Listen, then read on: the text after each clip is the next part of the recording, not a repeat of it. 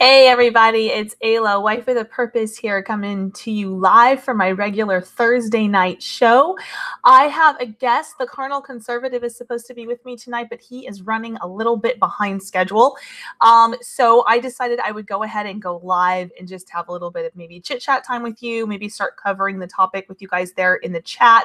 And then hopefully he's got the invite, so hopefully he will just hop on in here in a few minutes, but I wanted to make sure we went ahead and started the show on time tonight, and I wanted to make sure that I got in as much time as possible because I need to kind of really keep on schedule tonight. I've got a lot going on.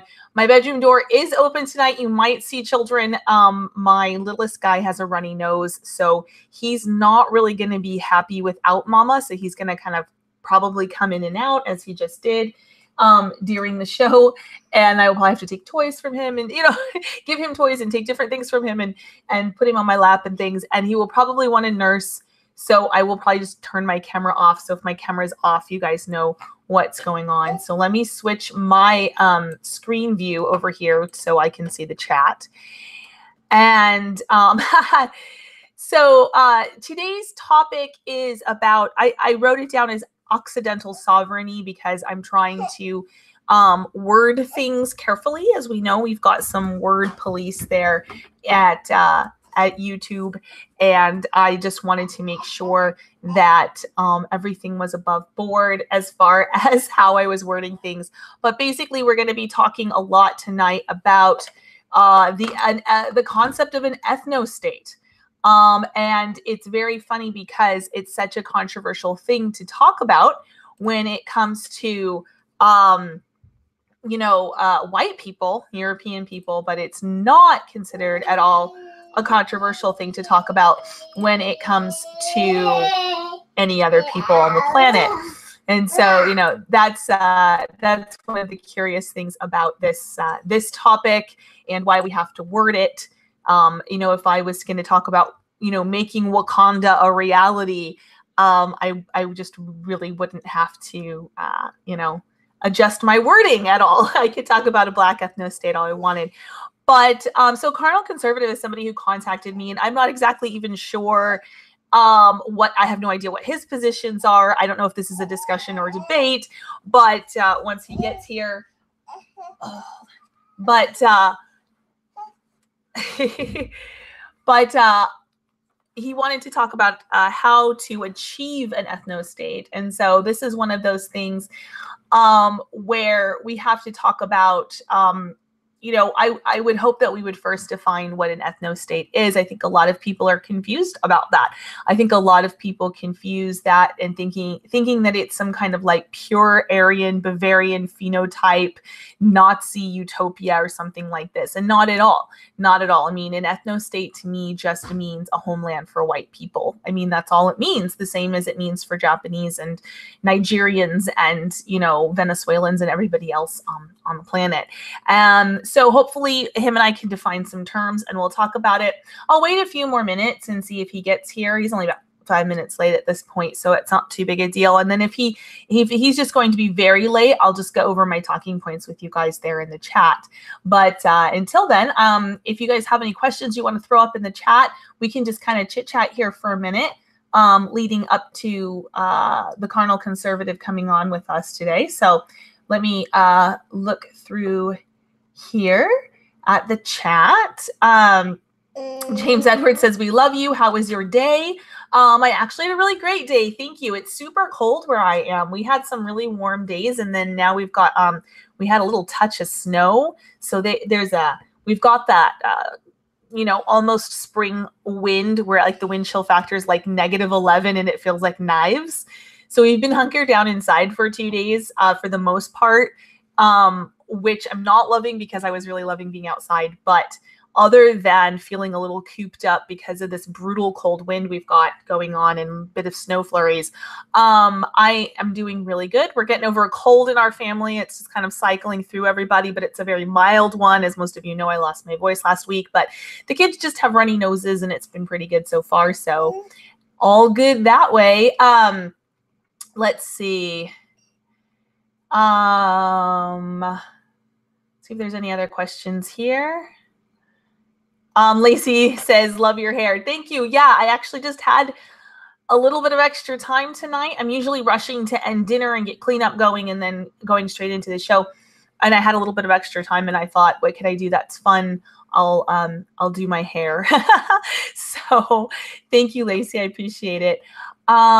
Is the ethnostate a social construct? Ooh, that's a good one. I would say yes and no. I mean, obviously, there is some social construction at this point that needs to happen in order to achieve that for European peoples throughout the world, simply because it's been what was naturally our homelands and what were the communities that we had built have been, dismantled over the past 50 to 80 years. Okay, that might have been an email from my guest, so let me double check this. But the yes on that is, or the yes in that it's a social construct, and the no, it would be that no, it's in our blood, right? Who we are, our nation, nation coming from the same word as natal. It's in our birth, it's in our blood. Okay, so my guest says he's not seeing the invite, so I'm gonna send that to him again. Just see here, I'll tell him. I will send it again. Okay, so sorry, I just do a little housekeeping here. My baby's gonna be a little grouchy because I'm not picking him up right this second. Invite person. Let's see. Make sure I've got his email here right. I'm going to really be multitasking during this show. At gmail.com. Okay. Oh, there we go. Stop that. You're doing it wrong. That's not what it is.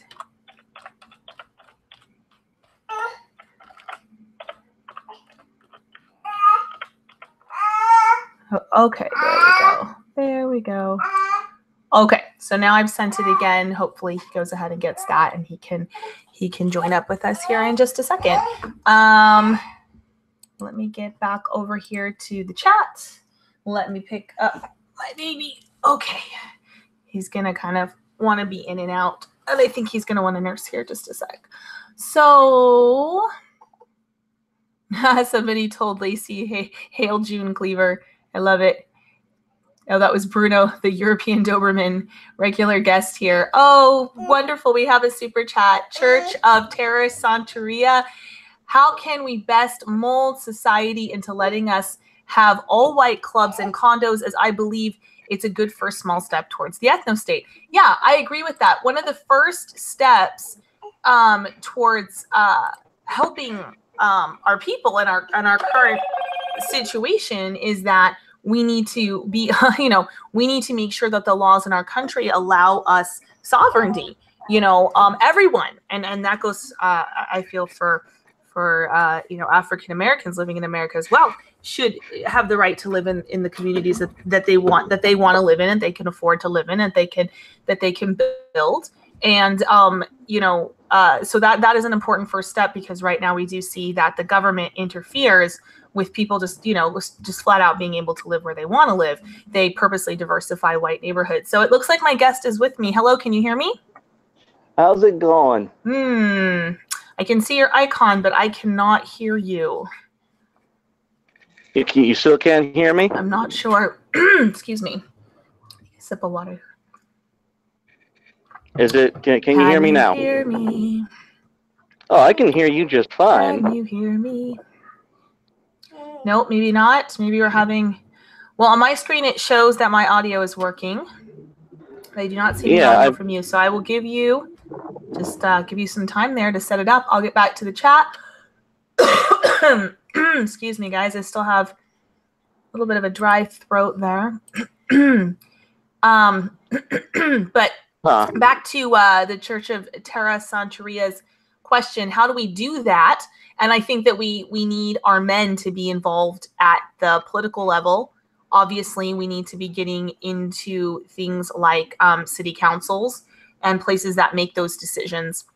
And we need to be electing people with our values and running people with our values for a lot of local positions, so that if some group in Texas or some group in Minnesota or whatever says, hey, we want to have a ethnically European enclave, that, you know, we're going to build these condos, these townhomes, this gated community, whatever it is, and have our own space, that they're legally allowed to do that. And that would be a great first start.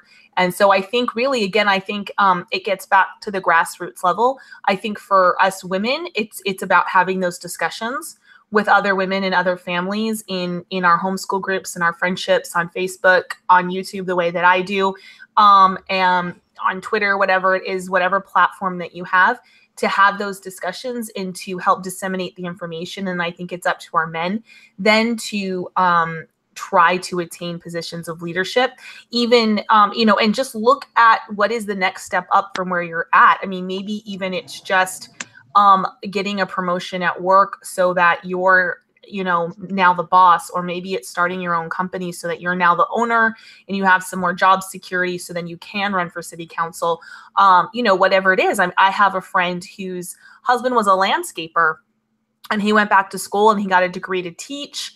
He taught for a year, then he went to graduate school, got a graduate degree. And after that, I believe he worked another year, if I remember correctly. And then he ran for, I think it was city council. I can't remember, one of those seats. And lovely guy, very active in the community. Him and his wife both were, lovely children. You know, they're very much an all-American family. And so a lot of people knew him in his community. And so, you know, he got elected, and they don't have particularly our politics exactly, although they are a conservative Christian family. I don't think that they have our politics, but needless to say, this was a few years ago that I knew her. You know, just look at what's the next step. So this guy was a landscaper, and I think, you know, within 5 years he was sitting on his city council, and we can start doing that, particularly our men who are very outgoing, those that have good personalities, you know, that have a good handshake and a good smile, and are real salesmen that way. Definitely do that. And for those who aren't, for those who are more, the men who are more like withdrawn, quiet, kind of, maybe you're more the tech guy, see what you can do. Maybe you can be helping get these guys elected. Maybe you can be working for them or donating some time and that sort of thing. Okay. So, thank you, Lacey Lynn. You are too sweet. $5 from Lacey. Plug our show. Yes. Truly Traditional Homemakers. We will be on with Ayla next episode. And I now have a better mic. Yeah. So that's going to be, the 12th, which is a Monday, which is this coming Monday at, 7 p.m. Central. I'm going to be on Lacey Lynn's channel, so please check it out. Lacey, you totally didn't have to pay for a plug. Thank you very much. I'm happy to plug you anytime. But yeah, she's got a wonderful show she's just started called Truly Traditional Homemakers, and we're going to have a great discussion. I'm really looking forward to it, so definitely check that out. Looks like my guest has been trying to drop in and drop out. If you're listening, I still haven't been able to hear you at all, so it's always you can't hear me yet? Technical difficulties, isn't it? Yes. Oh, sorry, not live. No. Yeah, it's not a live show. Sorry, I'm going to be on with Lacey. It won't be on at that time. Sorry, we're recording at that time. Thank you, Lacey. I apologize. And then she'll put it up once it's edited. I apologize. But that's when we're recording it. So hopefully it'll be up fairly soon after that. I'm just so used to everything being live all of a sudden, you know. Oh, she says, unless I can get the others to agree to go live. You know, I love going live because I don't have to edit. I'm just, editing is just a nightmare for me with my kids. You know, it's really tedious, and it takes a long time, and it takes a lot of my focus. And so I love doing the live because I don't have to edit. But the other thing about live is that it's just really popular right now, and you can engage with the chat and everything, and I really appreciate that. I like that. I enjoy that myself as someone who produces shows, but I also enjoy it as somebody who watches shows. I absolutely love, I mean, I've just gotten to the point now where if the show isn't live, it definitely takes a back seat. Like, I'm going to get on, when I get on YouTube, I have a moment to be on YouTube. I love being on the live shows and a live chat, like interacting in real time with people in the chat, as well as the people hosting the show. So That's definitely become a very popular format here on YouTube, and I like it. Oh, Can you hear me say yet? that you guys can hear him. Okay, well, hold on. Hello? Let me get my baby put down here. I tested my earphones before I got on. I'm just gonna, I mean, you guys will probably hear this or not. I'm not sure. I'm just gonna play a video really quick to test my headphones. Maybe my baby pulled on them and they came out or something, but I tested right before I got on. I understand entirely. So I'm just gonna play the first video that comes up on YouTube. Yeah, okay, so they're working for me. That's really funny that you guys can hear him. Yeah, bizarre. And I can't. This That's is really hard to have a bizarre. Okay. Let me look at my I'm glad they can hear. settings. They can There hear isn't me. a chat but, on my. geez. There's usually like a little chat here on. No, that's not what I want to do. On my Hangouts, but I don't see it. Yeah, on my Hangouts, it's still not registering any audio for him. And it is registering, and it is doing the little bloopy loop loops for my audio. Yep. How curious. My speakers are on. It's the working Google if I play a conspiracy. video. I don't know. Oh my. Well, this is a technical difficulty I've not come across before. Oh, bother. Oy vey. Okay. Well, and I don't have, where's the chat? Oh, there we go. Let me get in the chat here. Or the YouTube chat. Hold on, let me ask you guys over here in the live chat first.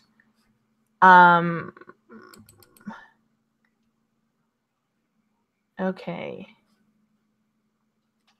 Can you guys let me know in the chat? Can you guys hear him when he's trying to get on and off? It must be muted for a specific thing in Windows. That is my guess, says Clayton. Oh my. Well, how would that have happened? Oh gosh. Well, I am really, if you can hear me, Carnal Conservative, I'm really sorry. I have no idea. Okay, that's just the mute and unmute thing there. So let me, well, now I've muted him and I can't unmute him. Oh, that's rude. Oh, there we go. Can I unmute myself? Yes. Well, he asked if he could do his questions here in the box. Yeah. Okay, hold on. In our chat box. Wait, can you hear me yet? I don't think she can hear me, guys. Okay, let's see. I'm so sorry. I don't know. It's horrible. What's wrong?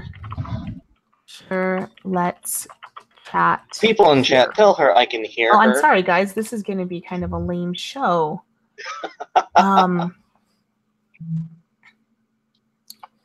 You know, it might just be that my kids like hit some button or something when they were back here doing their homeschool today, or something bizarre like that. I support homeschool, but my wife could not hack it. We are just okay. Hold on.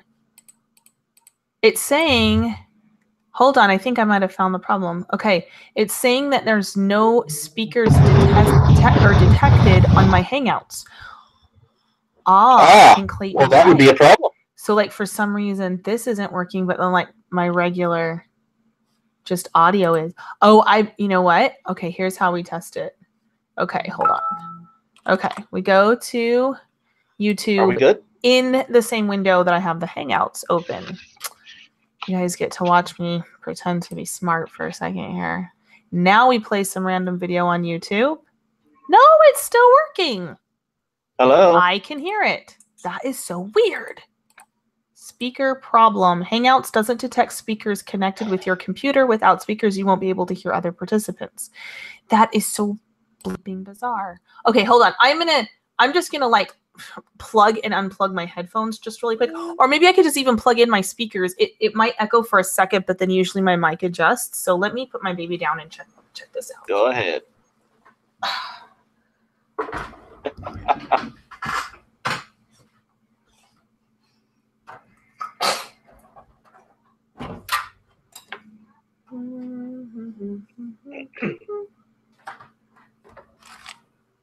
Okay. That was that. Okay.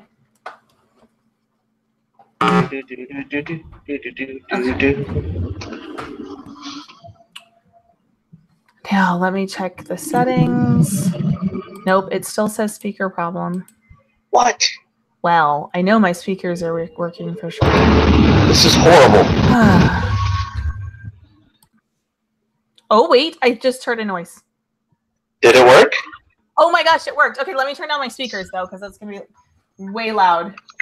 All right.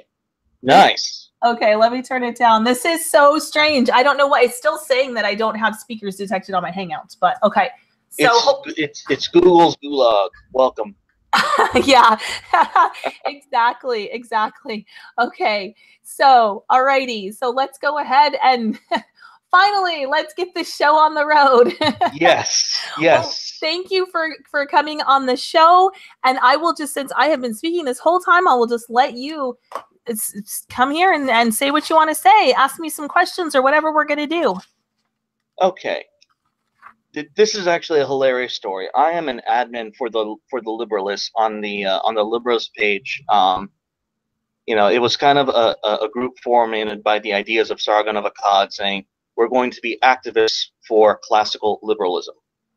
And on the Twitter, because I got control of the Twitter, much to the United Kingdom group's horror and dismay, this American Texan running amok on Twitter, making fun of alt-right individuals, they were thoroughly embarrassed. But the reason that I found you was because I got in hot water for posting the following tweet.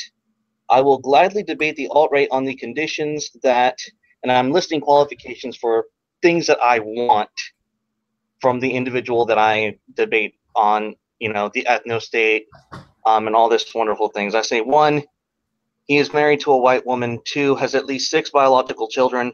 3, is of proper Aryan, white stock. 4, has a concise 3 or more point plan to enact the ethnostate in at least 15 years.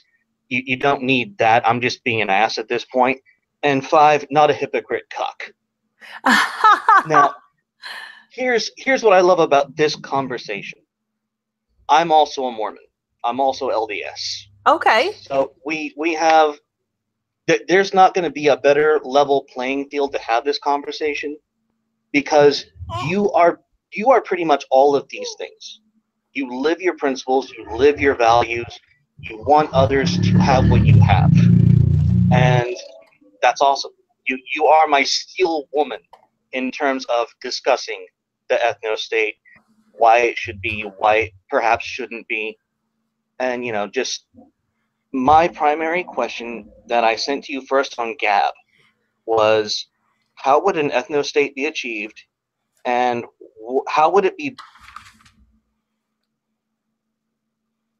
Oh, did I lose you? Oh, that's shoot. A lot. Oh, you were breaking up there for a bit. I couldn't hear you. You said, how would the ethnostate be achieved? And then it broke up. And how would it be better per se than a civic national society if racial policies were enforced?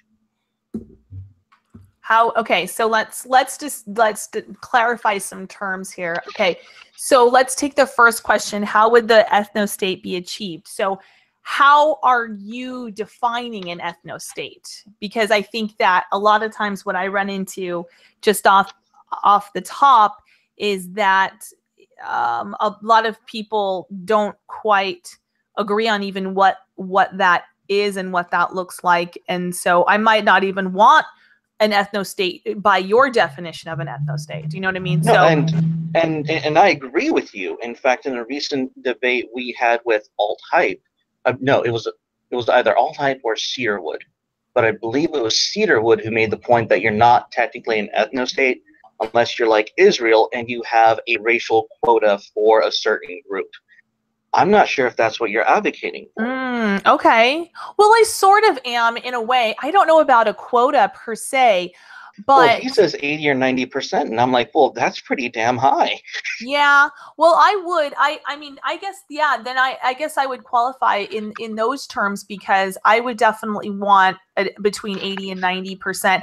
I always kind of, when I say, talk about white nationalism, I say, you know, I'm a majority white nationalist for America, Canada, Australia, sort of this, you know, the European diaspora nations, and definitely a white nationalist for Europe. That doesn't mean that there can't be non-white people living in Europe, just that it's understood that that is the ethnic homeland of European peoples, and therefore they have the right to, you know, pretty much total sovereignty over that, the way we look at Japan or China having sovereignty over their nations.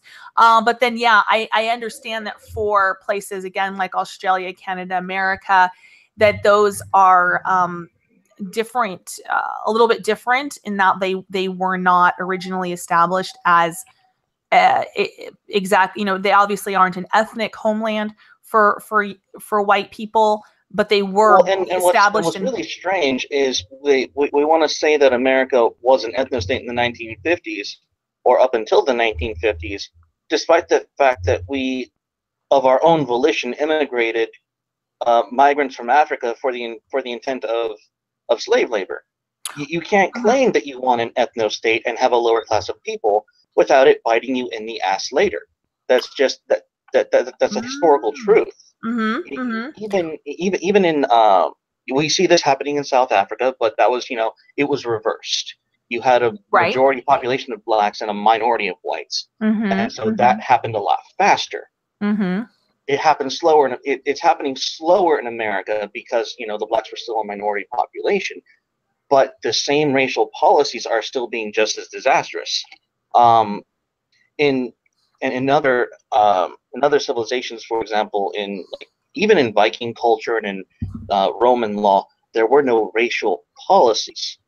But even despite this, you know, they had slave wars, servile wars from Sicily, who, despite also being, you know, obviously of African descent, were heavily influenced by the Greek Spartans.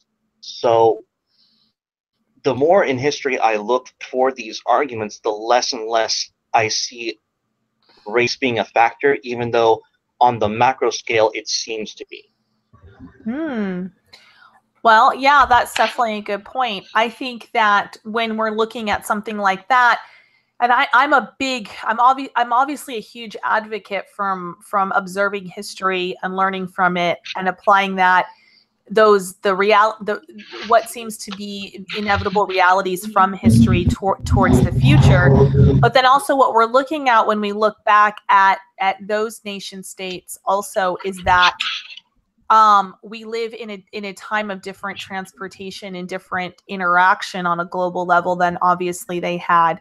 And so to say that it has to be like kind of either civic nationalism or some kind of like pure race state, otherwise it's inevitably going to fall if it has 10% or 15% minority population, I think that's kind of a false dichotomy. Like, I don't think that that's necessarily true, given how much things have changed in a variety of ways, not only in our ability first of all, because, you know, a pure ethno-state, I just don't even think is possible, simply because of our ability. It's not only impossible, it's not beneficial. It's not good to have a racial policy in terms of an ethno-state, because what you're doing is, when you say you belong to this group of people, you are superior.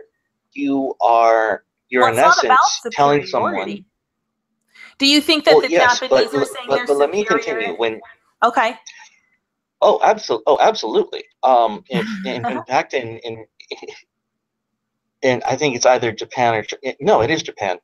They lie on their senses about who is or is not Japanese to hide the racial tensions that are in there. But what I'm trying to say is, when you tell someone that just because you are part of this race or part of this color, what you can do is you can basically tell them, oh, I don't have to work to become all I can be for my community and for my nation.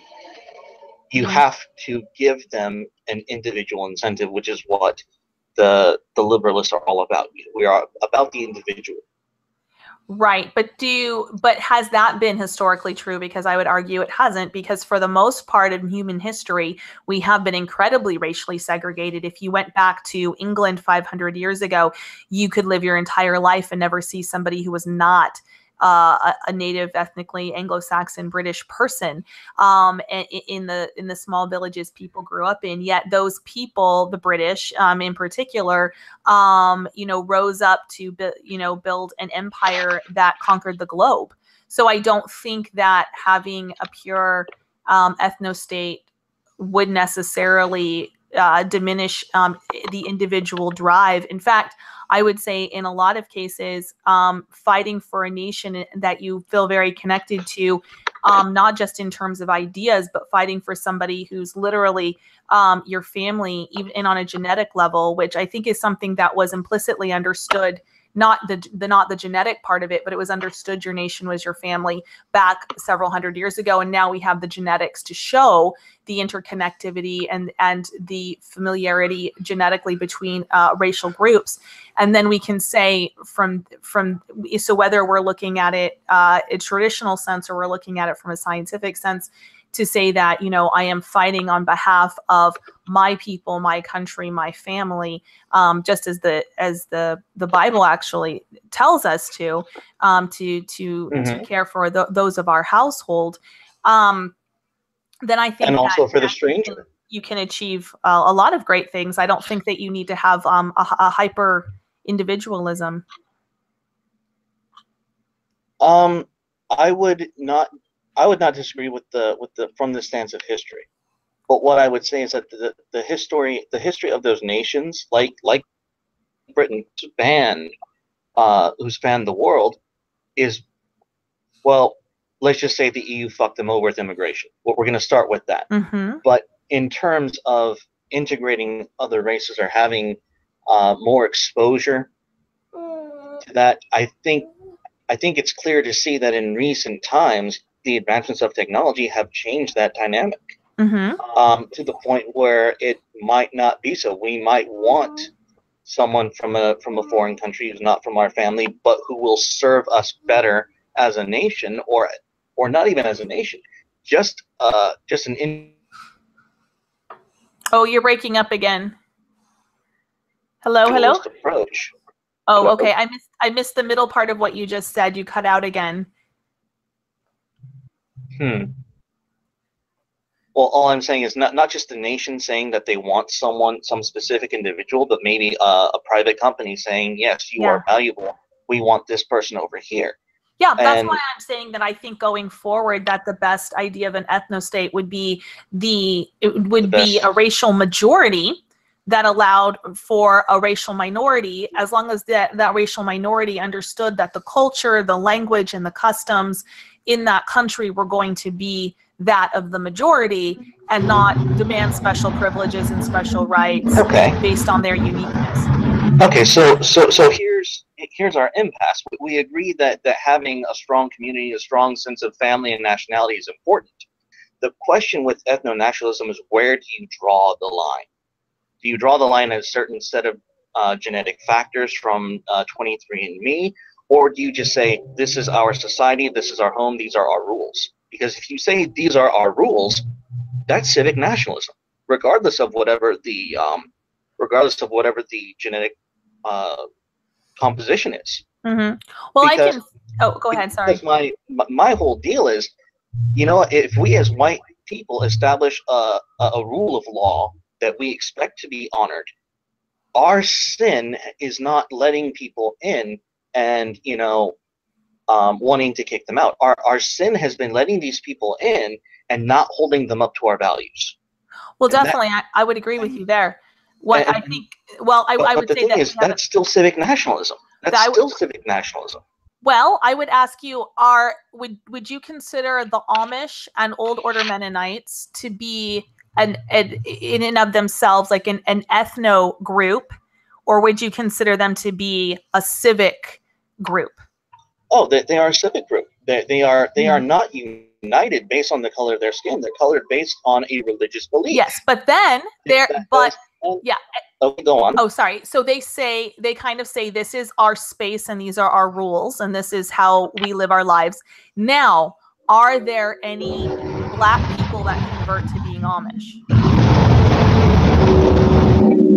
Not that I know of. I mean, they've been very exclusive in their landlock, but that doesn't mean that a Black person cannot go into their land and adopt their culture. Yes, they could, but has anyone ever done it? I'm not sure about the Amish specifically, but I know of other predominantly white religions and cultures where, yes, Black people have joined. Right. And another example I'll give is recently in America, I've become aware of the reality of when I meet a modern African migrant coming to America, for whatever reason, the modern African migrant is far more able to integrate into American society and be successful than native Black Americans. Yes, that's actually that's a very curious thing, which is kind of, I don't want to get off too much on the weeds. Let me bring you back. We could talk about that in a minute. Let's come back. So my idea of an ethnostate looks a lot like the Amish and the Old Order Mennonites, and here's why. It is a set of rules and it's a set of values. Those rules and those values tend to overwhelmingly appeal to one race, and that would be white people. And I would even say it more specifically, the regimented austerity of the Amish appeals even more specifically to very Germanic people. That isn't to say that other people aren't allowed to convert to Amish, or other people haven't gone and lived with the Amish. And if you go on YouTube, you can find shows where people, send teenagers, wayward teenagers and things like that to live with the Amish in situations like this, where you can see that overwhelmingly the white children integrate better into that society than do the Black teenagers. However, there is a case of an Asian woman who became Old Order Mennonite. So then you can see on a micro scale in the Amish community what plays out on a macro scale in the world, in that there are certain values and ways of living that appeal to white people that also have a small overlap with Asians. We tend to get on better with Asians, culturally speaking, in general. And there's going to be a little bit of overlap, obviously, with Latinos and whatnot. And there's going to be a larger dichotomy between, or a larger spanning between whites and Blacks. Now, again, that's not to say that a Black person who isn't committed to living an Amish lifestyle couldn't become Amish, and they would be welcome in that community. And that's my view of an ethnostate. My view of an ethnostate is this is our home. These are our rules, with the understanding, and I have the understanding that my home and my rules are overwhelmingly going to appeal to people who have a similar genetic makeup to me. That doesn't mean that and again, I've talked about often, one of my dearest friends is Black, and she would fit in with Lord of the Rings. Like, you could take her to the most European of things, and like that girl would fit right in, because she's like, that's her heart, that's who she is. She loves all of that, and she would fit in great, and she would do the work. And so for people like that who would love the culture, who would follow the rules, who would do all of this, that would be fine to have them there. But we would have to understand that they are going to be a very slim minority, because that lifestyle of that set of rules isn't going to appeal much outside of white people. And then that allows those people who are Asian, Black, whatever, Latino, who would, could make the cut to be there and to function, but it would be overwhelmingly white. So, are you familiar with the Mormon phenomena in Tonga? Not especially, no. I mean, I obviously know that there is that the Mormon Church is growing very rapidly amongst No. It's not cultures. No, it's not growing rapidly. We are the majority. Okay. Tonga, the Kingdom of Tonga, is 60% Mormon. Mm-hmm. And it's especially curious because the Kingdom of Tonga is the last true monarchy in the world. There is no legislative power limiting the power of the King of Tonga. the Mormon Church is not the state religion of Tonga. Mm-hmm. Now, by your logic for your case rests on the idea that you would also agree that Mormonism is also like the Amish, a white-based religion or No, system of belief. no, I actually wouldn't argue No? that for Mormonism. I think that Mormonism I have had is going to appeal I've more. had several. I have had Sorry? several ethnos tell me otherwise. But No, I wouldn't, when we get into religion, I wouldn't, obviously, no, the Amish I was talking about not in their in theological practice, but in their everyday life practice, because it is so vastly different and so regimented, as I said. But no, I would argue that most religions, even Christian religions, you probably are going to appeal mostly to white people, but obviously, Catholicism took over in Latin America among for lack of a better term, like the Aztec, the Indians down there, and the mestizos population very well. Obviously, in fact, I mean, gosh, South America is holding on to Catholicism better than any white nation that I know of. Very so true. I would say that theology. See, here's where I'm coming from. If we're going to get into spirituality, the gospel of Jesus Christ is for everyone. We're all God's children. So, I mean, the Mormon church or the Catholic church or a Calvinist church or a Protestant church flourishing in Nigeria, Africa, Tonga, China. I mean, I'm not surprised by that. Of course it is. It's true. I think Christianity is true. It's the word of God. And any of God's children, when they hear that message, are going to very naturally resonate with it. But I will say this, that when I lived in Utah, the ward that met after my ward that I attended for the last 2 years of living in Utah was a Tongan ward, and they culturally looked and acted very different than the majority white wards. Now, that's not to say that they weren't they were passionate about the gospel. They loved Christ. They were, as far as I know, very good members of the church. From everything I could observe, they were following the rules and living the word of wisdom, and had temple recommends, and were taking care of their families. But they did have a lot of different cultural practices, such that they had a specific Tongan ward meeting the way they have Spanish wards meeting, because culturally they got together a little bit better and things flowed a little better when they got, when they had, and it wasn't that there was a huge Tongan population. Like, there was a big neighborhood right next to me that was Tongan, and they just drew the boundaries around that neighborhood. No, it was specifically a Tongan ward. And again, we see that now. Mormonism is one of the most integrated religions, particularly as far as church attendance, because you go to church based on where you live. So in that respect, they might, draw the border anywhere, and you might live, 5 blocks from the black neighborhood, but half the black neighborhood might be drawn into your ward. And so you're going to go where your ward is, unlike, Catholic or Protestant, which can kind of pick their church. And then we see then people again tend to separate out into races. You tend to have black churches, you tend to have white churches, you tend to have Asian churches. And even within that, something like Catholicism, for example, that has all of these little off branches, you have, the Slavic or the Ukrainian churches and the Greek church, and, things like this. They even further delineate between those where the populations are high enough to do so.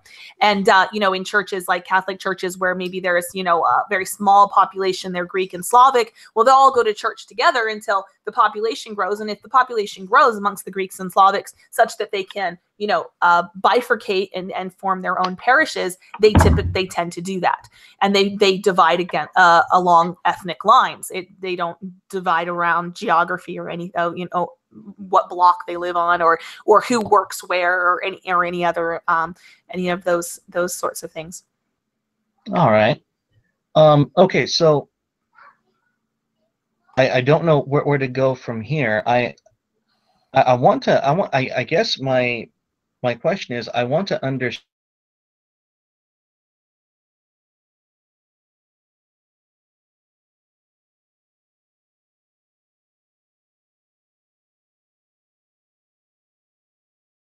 seconds, about 15 seconds or so. I'm sorry. You had just started talking and it cut out. Oh, it did the same thing for you not 2 seconds ago. So it's the connection. It's not us. Oh, okay. So I'm just saying, I don't understand the benefit of an ethnostate enforcing racial policies if we're going to agree that the values are what's most important.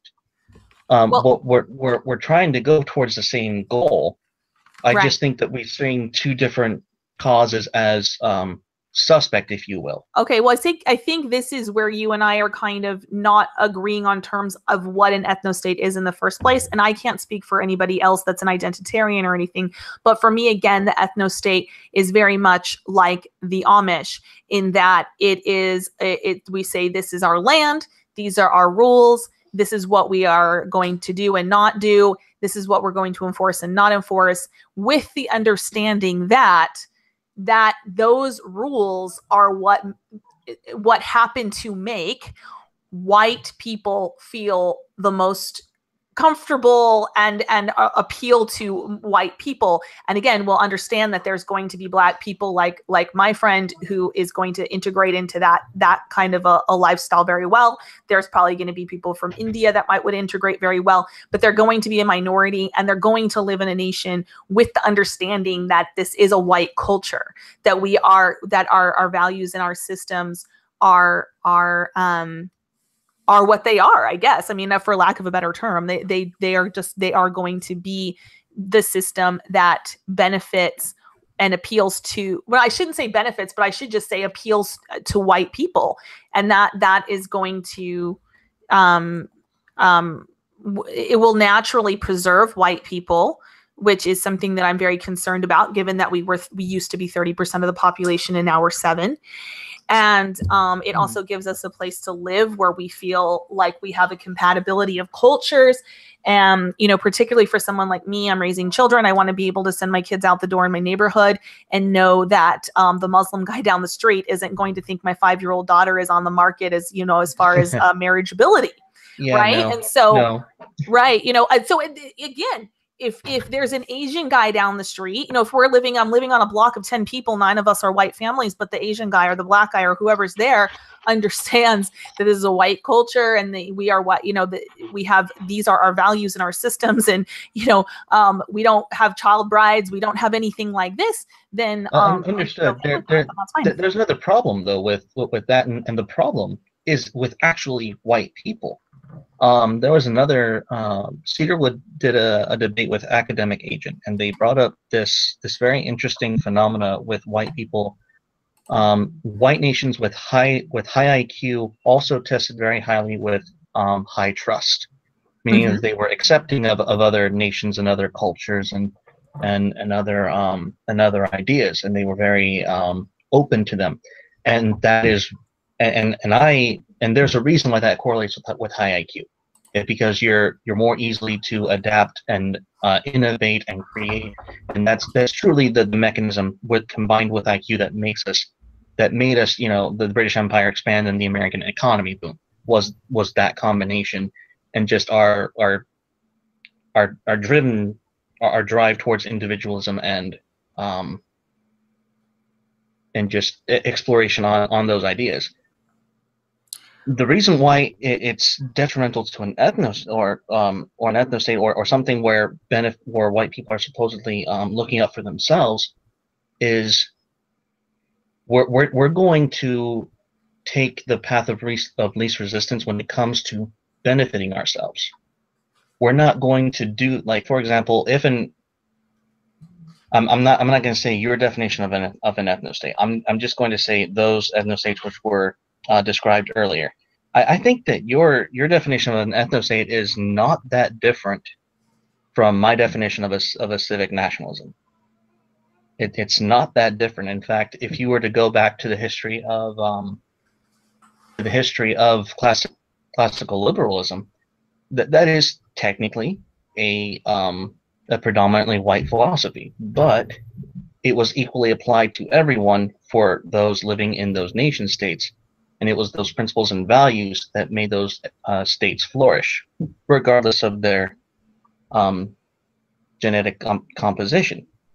Now, the reason why it's relevant that we have this relationship between high IQ and trust is because, for example, if an ethnic policy were put in place and you were to say, get rid of the majority of the Hispanics and the blacks, what would happen is if you were to do that tomorrow, you would raise the prices of agriculture and services like hotels, kitchens, food would skyrocket.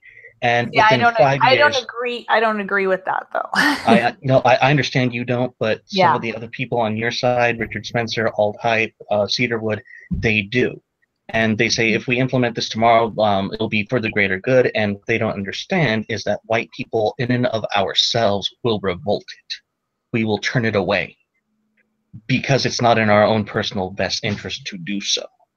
I'm not sure if I understand what you were saying there, because I don't believe that agriculture and all of that would skyrocket. I think that as long as we do some measured step processes to trying to basically regain control of our country here in America, then I'm not morally opposed to having our children work in the fields again, like they had been, making the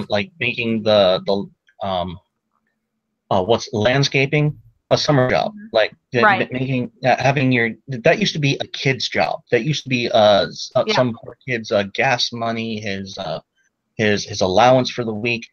That was an inter-community service from within the community for the benefit of those who wanted to take it, and that was usually reserved for the children. And we should truly get back to that, but we as parents and as we are to blame.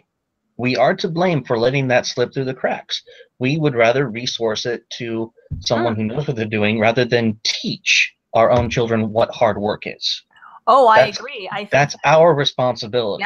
Yeah. That the people who are adults now, and then obviously our parents and even our grandparents. Oh, I was perfectly spoiled. I'm going to admit it. I don't have the hard work ethic I should. And I was too. I've spoken about it on my show a couple of times. I was given a car when I was 16. I mean, it wasn't a brand new car or anything like that, but I was given a car. I was given gas money. My dad paid my way through college, not graduate school, but he did pay for my undergraduate, and so he thought he was, again, he was doing it because he loved me and was trying to give me the best and give me all the advantages. But, it took me, oh, sorry, my phone is buzzing. It took a very long time for me to realize what a good, honest day's hard work is. And I still struggle with that because, again, life is so easy with technology and everything as well, that we've lost a lot of the work ethic. And that goes back about 6 generations. Actually, if you look at it, it does. It goes back about 100 years. Now that we've just, we slipped just a little bit each generation. And now we're at this point where, kids are just the kids today that are, teenagers, they've for the most part been very spoiled. And even for parents like myself who are trying to not spoil our kids, it's really hard because the world exists as it is. I can't exactly just tell my kid, well, you go run 50 laps around the yard just so you know what it's like to work hard. I mean, he's going to look at me like I'm insane. And it's bizarre watching going to your kid's science fair or whatever, and you realize your child's not competing with other kids. Your child's competing with the kid's parent. And you're like, oh, right. No, I made my kid do this themselves. Screw you. So no, there is that true disconnect that we've done. Yeah. Is it really fair that we're putting this burden on the minorities who moved in? I mean, we need to get our own damn house in order. Oh, we certainly do. But yeah, but part of that is, reversing some of these wrongs that have been done in the past, and certainly that specific part of it is not necessarily, a guy who's a migrant farmer in California, his problem, but he needs to go home and he needs to take care of his country, and we need to take care of our country. Oh, I don't know if you're still there. Oh, okay. No, I'm still here. Okay. I was processing it, and I'm like, yeah, well, all I'm going to say is let California sink into the ocean, and we'll take it from there. California No, may be too far gone. You're right, but I don't know. California is too far gone. There's no if. Yes. I moved from California to Texas for a reason other than, marrying my wife. Yeah. My husband and I met in California when I was in graduate school, and we lived there for 9 years and had our first couple of kids there. And then we lived in Utah for a while, and then we left Utah. But at any rate, so California is, it's a pretty crazy place. I don't know if it is salvageable. You're right. All I'm going to say is, there are plenty of people. Again, I don't believe in making, because I am a liberalist. I'm an activist for liberal values. I am not going to fault someone for seeking their own best interest. All I want, in addition to people seeking their own best interest, is that they follow the laws. They follow the rules. That is. But okay. I guess, again, that would be where we would disagree on what, I mean, I would agree with you on principle, but I don't think it's faulting a Mexican to make them go back to Mexico. I don't actually think that that's but a burden or a hardship. I think. And legal, and they have their own families here already. What's the big deal? Yeah. Well, definitely, if we don't want America to become Mexico, that's the big deal, because they outbreed us. I mean, just quite frankly, just to be very blunt about it. Well, but whose fault is that?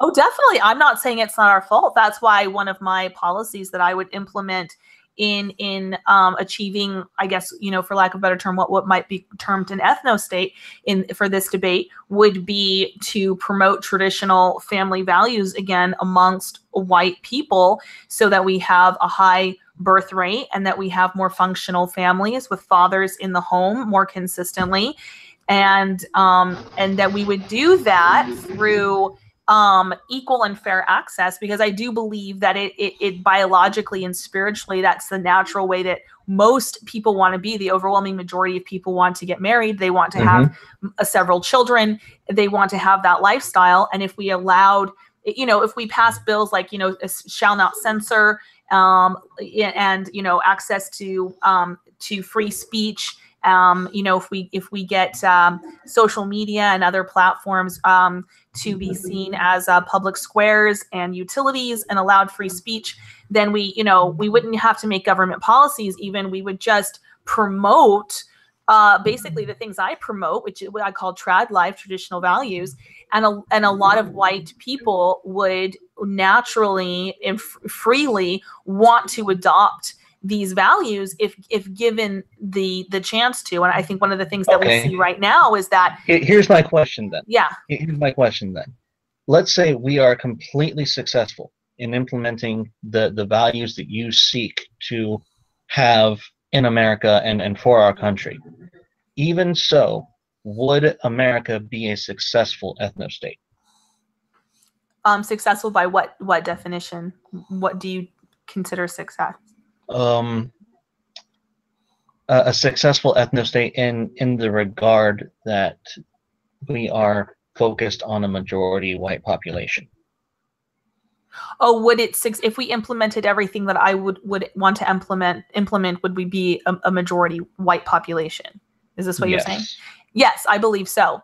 Now, again, we're talking about, future things. So obviously, I can't predict the future, but I think that looking at current trends, looking at genetics, looking at voting patterns, looking at, looking historically, I think that, if we were to implement, I actually have it written out. What is this? It's a 13-point plan. If we had, if we implemented all 13 of my points of my plan, then I think that we would end up with an overwhelming majority of white people in America. Would it be as high as 80 or 90%? Would it be that high? I think that it would start. I think that it would work its way up to that. I think that it would start out fairly quickly to be about between 75 and 80. If given that, you know, it's kind of hard to find out how many whites are currently in America. You know, I've looked it up and you get different things, but if we're at about 67%, which is what I've seen most recently, if that number is true, then I think that within, you know, 10 years of my implementing my policies, you know, you would definitely see at least 75 to 80%. And then going forward, as we did things like withdrew the welfare state, and you know, weren't incentivizing low-income people to have babies. And that includes, I mean, that's not just Blacks and Latinos. It's not just the stereotype there. It includes non-functional white people. If we withdrew the welfare state, and I agree with the welfare state. Then let the birth rate. Basically, what we want to do is flip the birth rate right now. The birth rate we have is, you know, we're going towards that movie Idiocracy. I don't know if you've ever seen it, where we're incentivizing dumb people to have babies, regardless of race.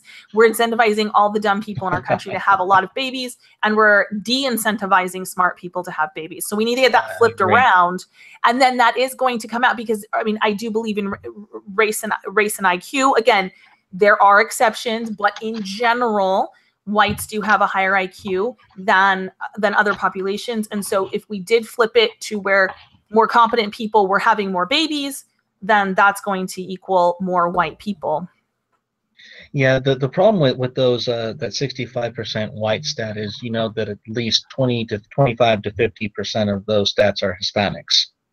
Yeah, they might be. And then Hispanics is a funny question too, because obviously they're a mixed race people that's not consistently mixed, right? So exactly. you have Ted Cruz, you know, for all intents and purposes, I think Ted Cruz is white. You know, I mean, he's Cuban. Ooh, how dare you, madam. Yeah. Failed the one drop test. Right. But I think, yeah, you know, I mean, someone like Ted Cruz is a pretty white dude. And then, of course, you've even got people, I believe Selma Hayek, the actress, is actually ethnically Lebanese, although she's from Mexico, because there was some Lebanese colonies or something there. I don't remember the details, but at any rate, so you know, definitely you have different, they're a mixed race people, and you've got different mixes. You've got the people that obviously are majority Indian, Aztec, and then you've got a lot of them that have freckles and red hair and blonde, you know, blonde hair. Interesting factoid. There is a population in Mexico with blonde hair and blue eyes. Yeah, that makes sense. Well, no, it's because the Mormons went down there when they outlawed polygamy. Right. That's Mitt Romney's father or grandfather or somebody. Yeah, the Romney clan are Mexicans. Yeah, right. Little did we know. Right. Yeah. So definitely, I think Latinos. That's just such. It's bizarre.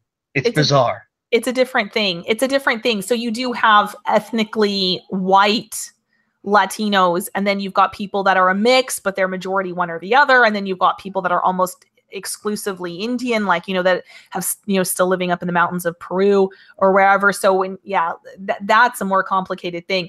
So yeah, as far as, you know, again, I don't know what the actual stats are as far as white people, and by white people, I would define that as people that are, I don't know, 75% or more ethnically European. I don't know. I'm just, you know, I'm a little bit rare in that I'm happy to, I understand mixed race people exist, not only just Latino people, but of other mixed races. And I know people who are mixed race who say, look, I feel no connection and affinity with, you know, my 1/4 Black or my whatever it is, you know, and I'm, you know, I feel like I'm white, I'm majority white, and I like white culture or whatever. And, you know, I would be happy, you know, to have them. They, you know, they marry white people, they have white children. You know, again, I was given a lot of flack by some in the alt-right because I didn't have that big, you know, I didn't have a problem per se with Meghan Markle marrying into the royal family. And even ethnically speaking, as far as just even morally, I feel like he can marry whoever he wants. That's not my business who he marries. But even when we're talking about ethnicity, you know, she's half Black. You know, most African Americans have 20% white DNA anyway. So we're talking about what, she's like 60% European. He's white. I mean, their kids could have red hair. I wasn't that freaked out about it. That's actually a thing. Ever since Red Fox, there are Black people with thick curly red hair. It's fascinating. Yeah. Yeah. And that is actually the thing. Yeah. And then, but it's interesting though, what I absolutely detested about the Meghan Markle thing was the way Blacks, and particularly in America, were celebrating it and saying like, oh, we in the royal family now, we taken over, and I actually made one woman took over. Right. You're still in the slums with everyone else. One woman who's probably, if you did a 23andMe on her, probably majority European anyways, like I said, probably a good 60% at least. But the way they treated that, whereas in the reverse, if you had the King of Morocco marrying a white girl, like a Grace Kelly kind of a figure, blonde, blue-eyed, lovely white girl, and white people took to Twitter and were like, "Oh, Morocco about to go pale up in here, y'all. Like, we's gonna take over." Like, everybody would be like, "Oh my gosh, that's horribly racist." White people Actually, no. There is a phenomena in Brazil where the darker great grandmother or the grandmother encourages her daughter to marry a whiter man, so that the children will be whiter. Yeah. And it's seen as kind of like their culture of beauty and standards of beauty. And I'm not that keen on it either. But the true reverse of the whole Black thing and them getting into the royal family is I am equally disgusted by immoral white trailer parks. We have our own problems, and I'm not going to put myself as like the color of my skin or my genetics as the end all and be all, because it isn't. We have garbage too. I don't put mine as the end all and be all, but I do say that it is important. They are slated for extinction. If you look at demographic trends across the world, whites used to be 30% of the population, now we're 7%. By some estimations, Ireland, for example, is going to be majority non-Irish by 2040. So that's going to happen in my lifetime. And so, so things like that, that's what I say, look, right now, what we need to look at this from two different perspectives. So there's definitely the ethnostate. There's getting to a place in the future where we have the rules and the society and kind of a cultural cohesiveness again in our world that we want. But there's also just the immediate thing of white people are going to disappear off the planet if we don't do something, and we have to do something now. And I think that it would be, and again, I've said this multiple times. This is actually, I used to be a liberal. This is a liberal position. I'm coming at it from my days when I was in the Free Tibet movement, and I was boycotting China because I wanted them out of Tibet. I wanted Tibetans to have sovereignty, the same way, and I want Arabs out of Ireland. I want Ireland to stay Irish. So this is another thing. And Ireland. No. Immigration is completely something else. And as far as the whole immigration debate goes, close the borders, lock it up. Yes. That to me is still a civic national duty and position. That is a civic national value as far as I am concerned. Yeah. Because we even though we're civic nationalists, we still deserve to have a national identity. And when you let people with other identities and other values, and they deteriorate the national identity, and that is still unacceptable. Right. Yes. Well, I think that for people such as yourself, for liberalists, civic nationalists, and for people, I would, call myself more an identitarian and an ethno-nationalist. I think, though, on a Venn diagram, our circles are overlapping quite a lot, and we're agreeing on, probably, at least you and I seem to be agreeing on a vast majority of things. And so, I'm always a kind of a big tent thinker, and I'm really happy to work with a lot of different people, towards commonalities and common goals. And right now I feel like, the house is on fire. Let's put out the fire, and then we can discuss how to rebuild. I think that, and your idea of rebuilding might look slightly different than mine, but let's hash those details out later. Let's put out the fire, because right now, again, like I said, you and I might in our lifetime see the end of Ireland or, Germany and places like this. So let's make sure that doesn't happen. Well, I'm relieved to hear that. No, I really am. So you would differ significantly from, say, Richard Spencer, Mike Enoch, the alt-type Cedarwood. You really would take issue with them just carving out an ethnostate right in the middle of America. Well, no, I am for sovereignty of where people live. So for sure, if there was a group of people and they said, look, we want to get together and make this area, we want to move to this area of Montana or whatever, and we want to build our ethnostate, or even start small, like we just want to build, white condos and this is for white people. I'm totally fine with them doing that. I am also totally fine with Black people in Alabama getting together and saying this is a Black neighborhood in the Black space and we want this for Black people. I'm also totally fine with that. And so I am for personal liberty and sovereignty as far as that goes. Now, would I live in the all-white condo or the all-white gated neighborhood or the all-white ethnostate? I don't know. I mean, we'll see what it looks like. Maybe I would, but like I said, I have friends and I have family of a variety of ethnicities. So, would I maybe live there and then go visit my friends outside of there? I don't know. I don't know what that would look like, but I am absolutely fine with people carving out an area and saying we're going to live here and we don't want people to force diversity on us. And again, it's not just for white people. That would be, I would agree to that for anybody. In fact, I think, we do that for Native Americans in an effort to preserve their culture and their people. And look at the conditions they live in. The conditions of the Native Americans are yes, but I think that has some other factors there. Obviously, alcoholism is rampant. I don't want to get into all of that, but definitely there's other issues there. However, it's not ideal, but I am not convinced that ethno-nationalists left to their own devices will be self-sufficient or self-reliant. That they would be, and that's fine, and maybe they wouldn't be, but that's up to. I feel like if they want to give that a shot, then they have every right to do it. And maybe it collapses horribly and it doesn't work.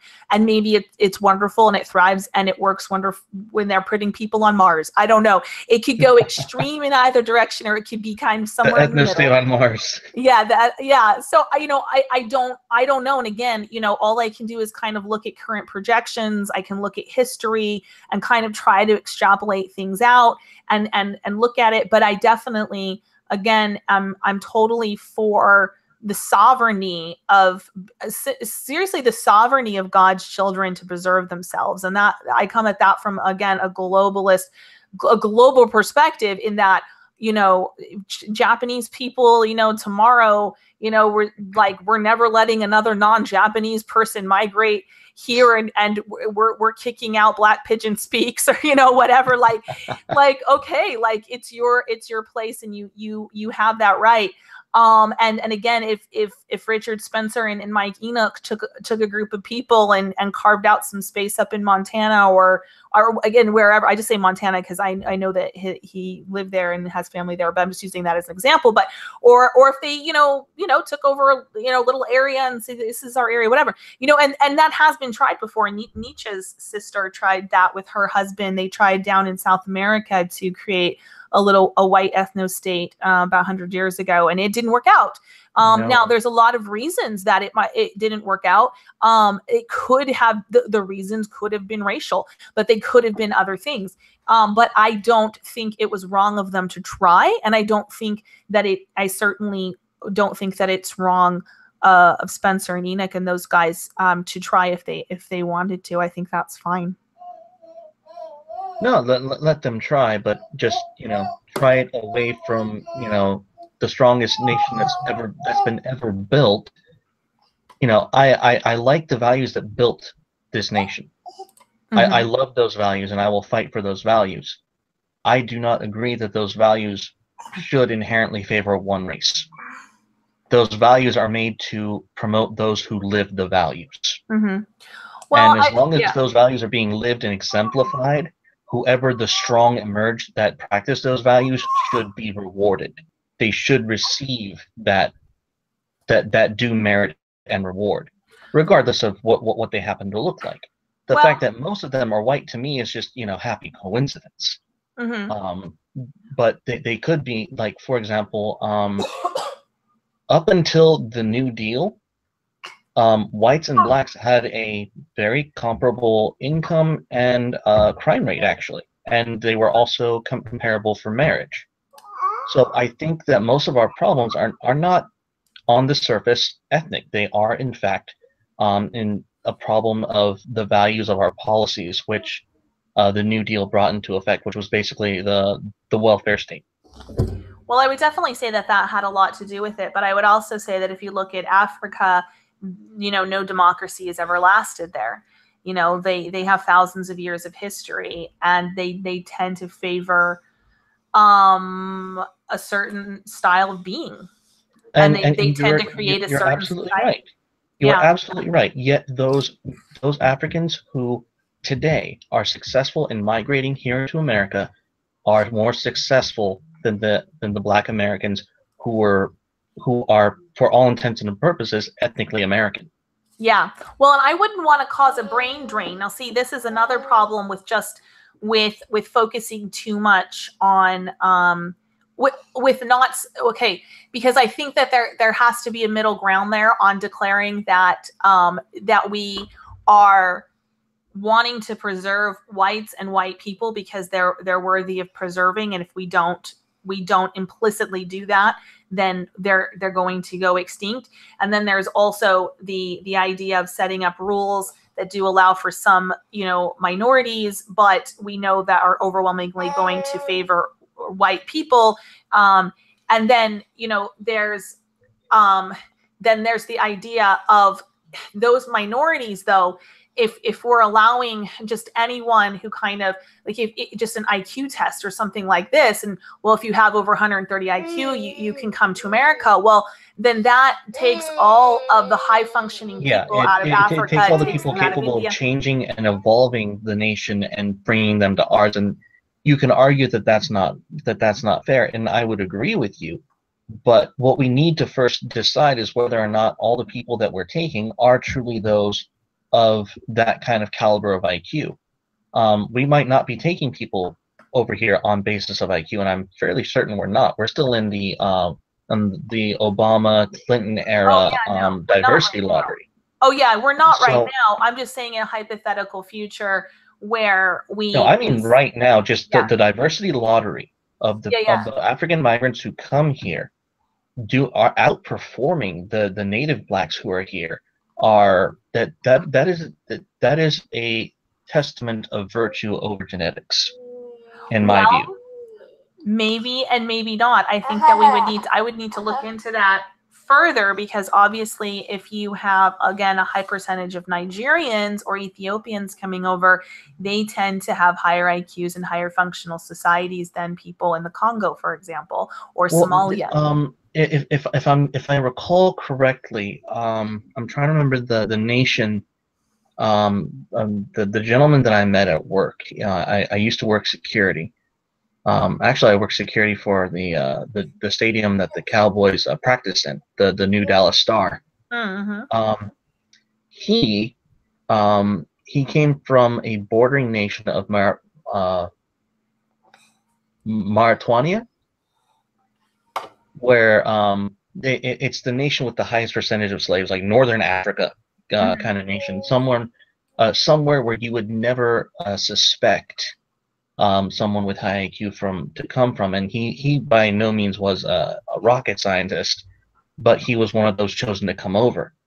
And you could tell he had a hard work ethic about him. He was very diligent in his work, and but the quality of person that he was from this northern African nation that was clearly it bordered Mauritania, and it was Mauritania is that nation where slavery, like 1 in 25 people are slaves in Mauritania. Mm-hmm. So, and he happily informed me that was not due to blacks, that it was due to the Muslims. Mm-hmm.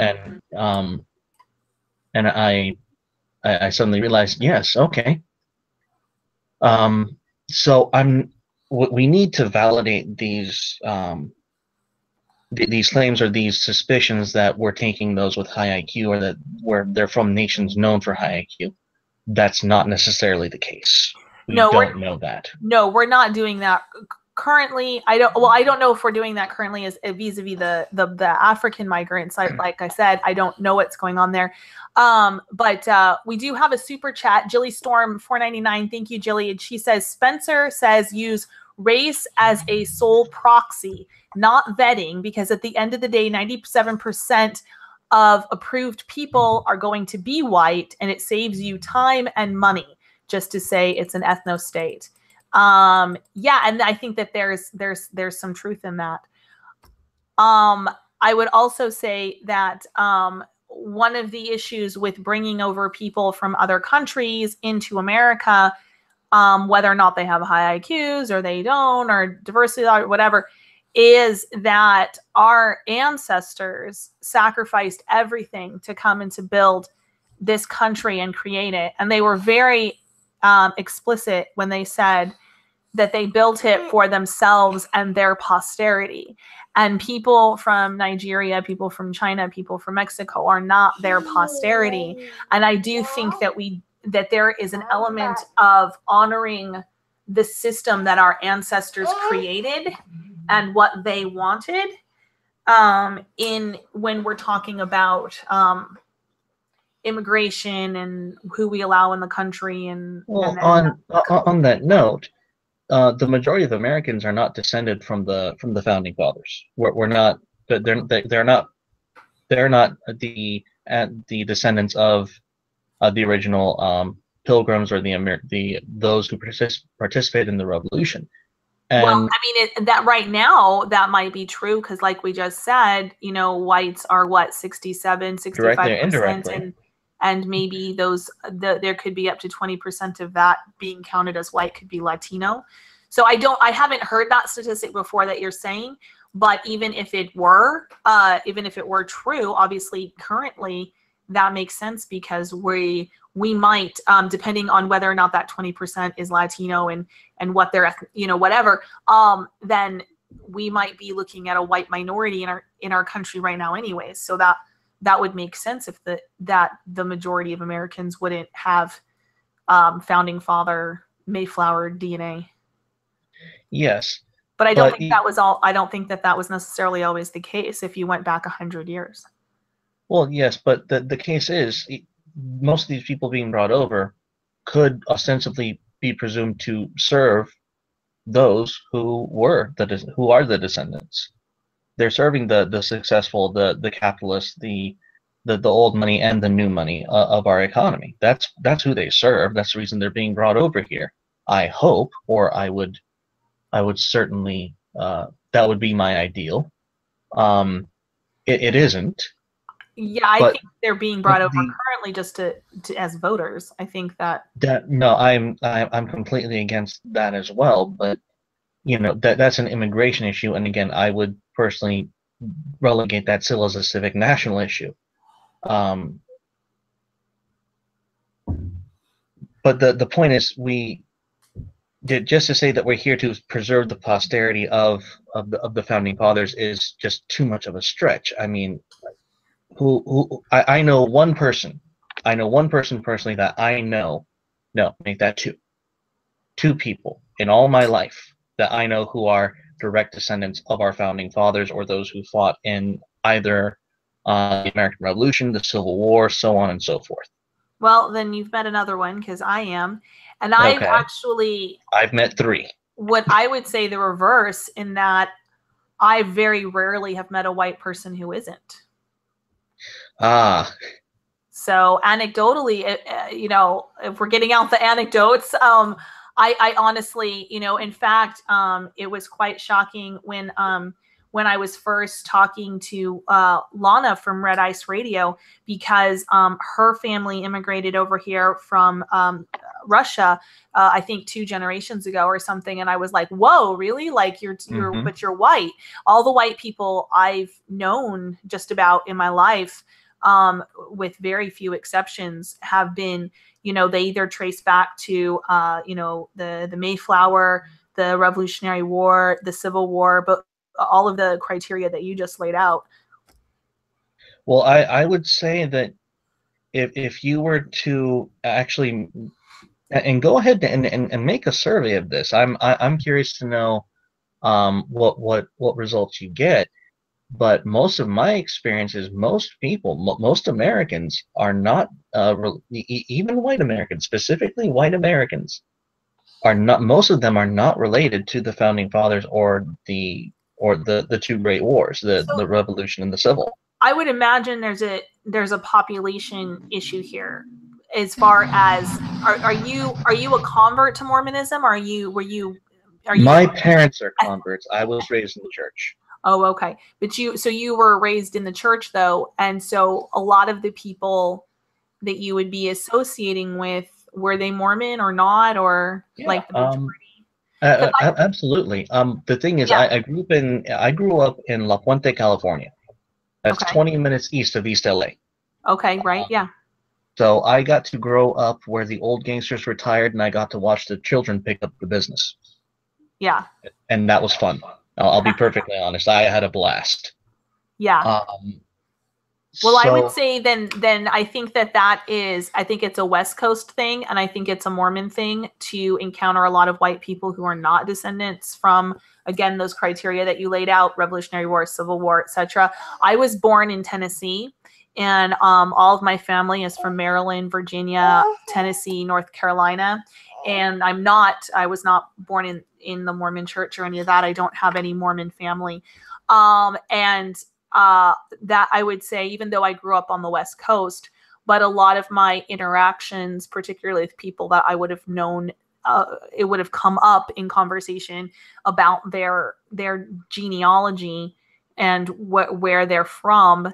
The population I was drawing from were overwhelmingly descendants of those criteria. And I would say right now, if you were to go east of the Mississippi, the majority of white people that you're going to encounter would meet those criteria that you laid out. And I think that I would imagine, just based on my experience, that at least half, if not more, of white Americans would meet that criteria that you just laid out. But well, again, I would agree with that east of the Mississippi. I would agree with that. But most of the what you might call white majority states, Montana, Idaho, Utah, Nevada, Texas, Colorado, and even Texas is going Hispanic. And Texas has a lot of Civil War history as well, but that number definitely changes as you go west. I don't know what the percentage is as far as majority white people states or communities as you go east or west, whether or not what their percentages are. Well, I do know that Idaho, Utah, and Nevada and all that whole section is majority white. Well, they are majority white. They were founded mostly by pioneers and Mormons, and so those were people that were coming over in the 1850s. And so, they definitely would have skipped the Revolutionary War, Civil War era in our country. But again, the states that have the highest white population is actually in New England. So up in Vermont, New Hampshire, Maine, and so forth, they have. I would have thought that the infestation from New York would have cut that down quite a bit. Not yet. No, they're like 97.3% white and things like that up in that area. I've looked up the demographics extensively, so I can say this with all confidence that those are the whitest areas in our country. I think I have a suspicion as to why, and it's not geographic. I think it's economic. It could be.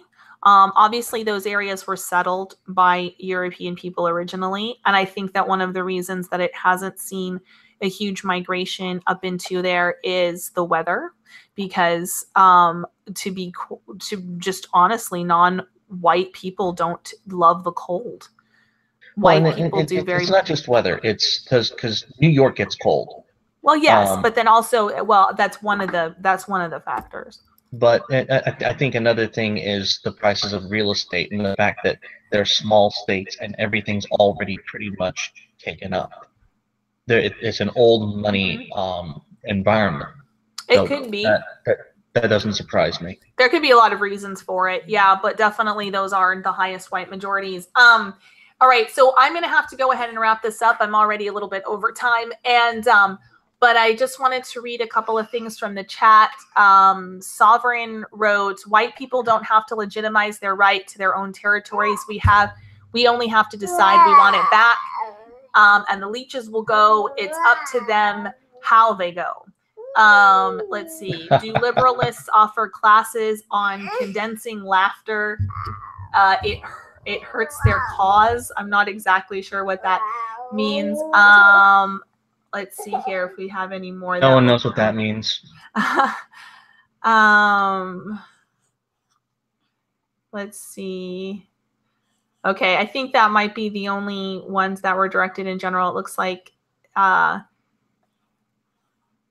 Anyways, so yeah, I would just say that yeah, that I think that for me, in closing, for me, there's two ways to look at this, and that is, again, that there is this ideal of a society that we want, that we will build in the future. For right now, though, because we are under such distress as a race, we do need to really wake up and decide that white people are worth saving, because everybody else, I would say everybody else, you know, Chinese people, Japanese people, African people, for the most part, operate on a race-based system. They put their own race and their own people first. And if whites don't start running in this game, we're going to lose before we even realize that we're the only ones not playing this game that's going on. I will close by simply saying that if we as a Western society start enforcing our own damn rules, it won't matter. It won't matter in the end, because we'll have a prosperous nation. And to be perfectly honest, white people are going to flourish in the cultural of a Western society, regardless of whether or not that's our goal. And yes, honestly, that is the best way forward, is just reinforcing Western values. Yeah, I would completely agree with that. That's pretty much everything that's on my list for achieving the ethnostate is definitely just enforcing our rules and our values But you don't need the that we have before. You don't need the ethnostate if you just have the values enforced. Yes, You don't need it. I would definitely. Why? I definitely want to hold it within consciousness that preservation of the white race is something that's also valuable and important. So that's why I would still term myself an ethno-nationalist, and I would, even though, again, like I said, you and I overlap. Your version of civic nationalism overlaps with me, quite a lot. On a Venn diagram, our circles would be almost overlapping entirely. But yes, I definitely would still call myself an ethno-nationalist. What's that? White people become weaker when they don't acknowledge that family is war. We don't flourish very well if we don't intercompete with one another. If we don't hold each other aloof and start realizing that, yes, this is my competitor, that's what makes us strong, and that's why we have these values as they're set up. I would disagree, because I would say that that's what makes us weak, and that's what makes things happen, like the Rotterdam incident, where thousands of white girls in Britain were raped by Muslims, was because other white men didn't see them as their people and didn't see them as their family, because these girls were orphans or people who didn't have fathers, or whose mothers were alcoholics or whatever, and their immediate family wasn't there for them. And that when we think too hyper individually like that, then it leads to issues like the mass rapes in Rotterdam. That's not individualism. That's just degeneracy. That individuals do not gain pleasure from watching others suffer. No, I'm not saying they gain pleasure from watching it.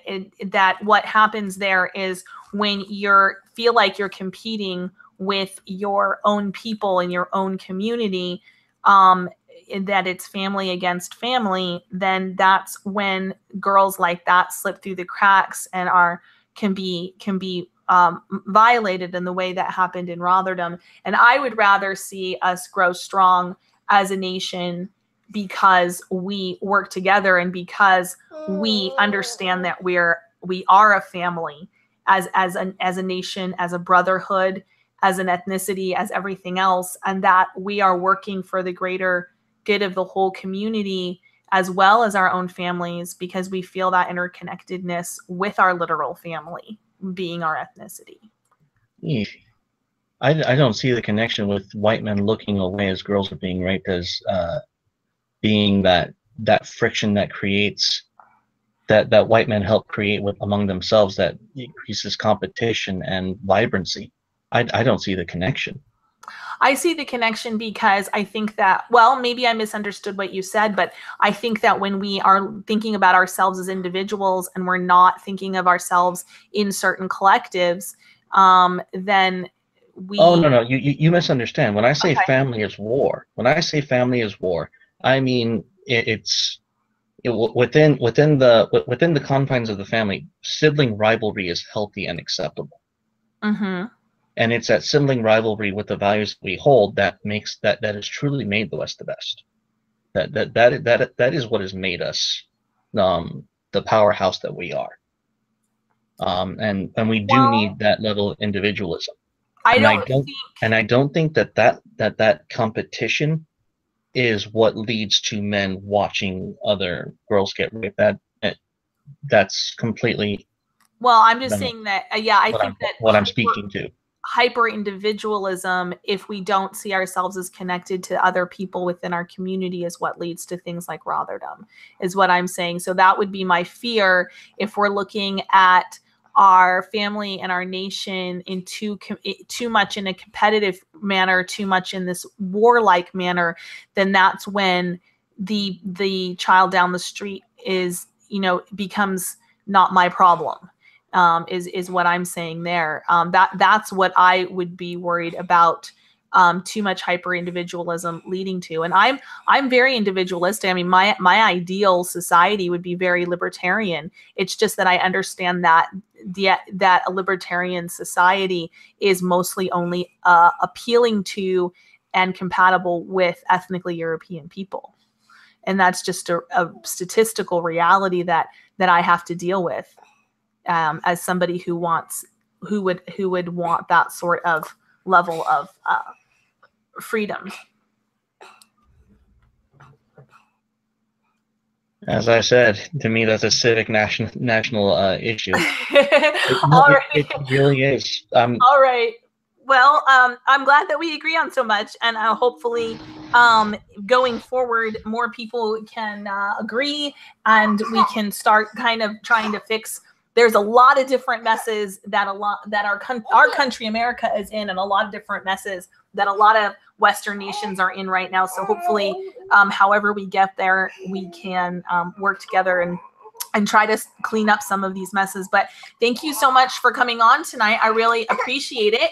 And I'm going to go ahead and end the stream. I want to thank everybody who was here in the chats, and I want to thank the people who donated in the super chat. I really appreciate it. And thank you, everybody, for putting up with hearing my baby in the background. And I hope you guys have a wonderful evening and a wonderful rest of your week going into the weekend. And I will see you guys again next Thursday. Thank you so much. Bye-bye.